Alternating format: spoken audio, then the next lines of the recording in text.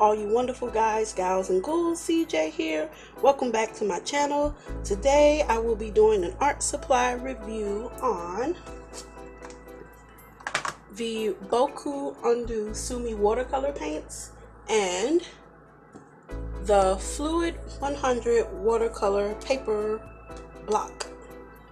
I purchased both of these products off of Amazon, and I will show the prices here on screen right now. Whoosh. A little bit about these products before we get into the demo. From what I understand, the Boku-Undo E-Sumi paints are basically black, but with like basic colors already pre-mixed into them. I need you to focus on that. Please focus. Thank you. There's reddish black, yellowish black, greenish black, bluish black, purplish black, and brownish black. So yeah, these paints are basically all black, but with colors already pre-mixed into them. Ooh, focus. I need you to focus. Can you focus? Thank you for focusing. This is the Fluid 100 watercolor paper. It is 100% cotton, as it shows on the front. It is 6x8, this pad. I think it comes in like bigger sizes, but this is the one I bought that was cheap per se, because the other ones are very expensive, and I got this for this price, and it's only 10 sheets. So yeah, just give, just putting that out there. Right off the bat, because it says it's cotton paper, it puts me in the mind of my Be Creative watercolor paper, which is also cotton paper or cotton watercolor paper. They're both around the same price. Why did I move it? Yeah, they're both around the same price, but this one has more sheets and it's a wee bit bigger. So I'm assuming since it's expensive, or just about the same price, it's going to be about the same quality or even better quality as my Be watercolor paper, but we shall see. Here we are, some swatches of the colors, and they look actually pretty nice, if I do say so myself. But yeah, there's that.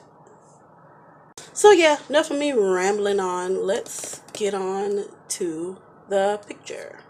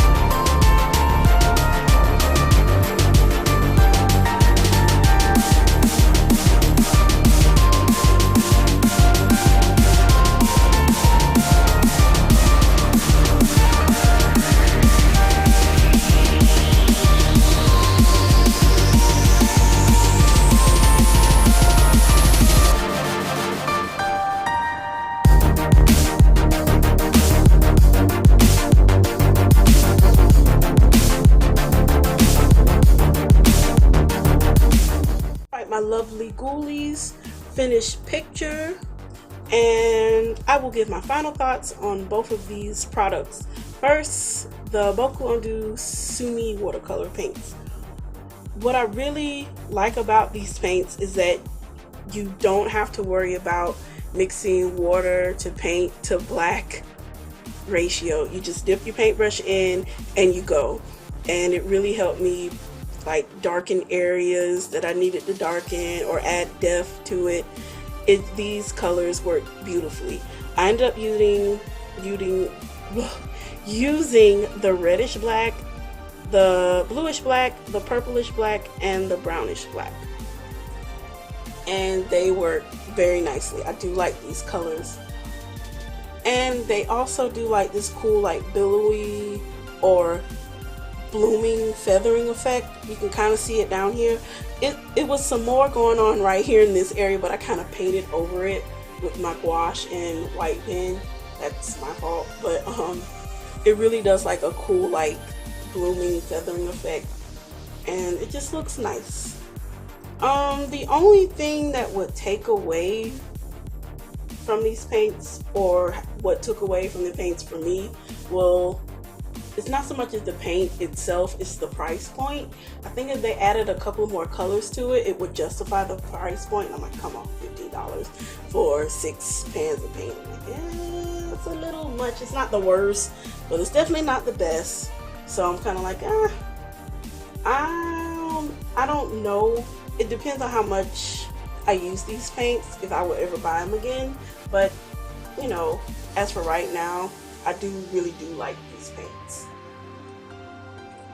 The only other thing I could think of is when reading some reviews is that some of the colors are not very good at light fastness. Like if you hang your finished piece in like a picture or like a very well lit area, like some of the colors tend to fade over time. So I guess if you decide to pick up these paints, and wells for me as well, because I have them now, obviously I have to watch out for that. But all in all, I would recommend these paints. They're like, to me, they're like super fun. They were super fun to paint with.